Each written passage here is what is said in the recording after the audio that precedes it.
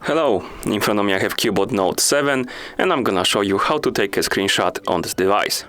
First, we need to go to the screen we want to capture. For example, I'm gonna open the Google Chrome.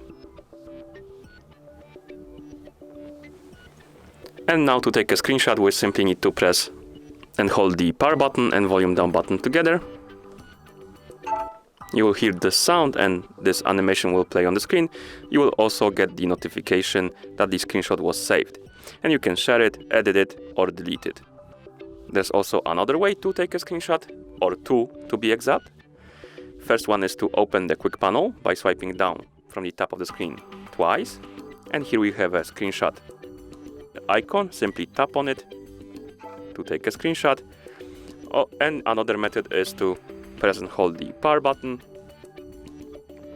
and tap on the screenshot option right here to take a screenshot. And that's how you take a screenshot on this device. Thank you for watching.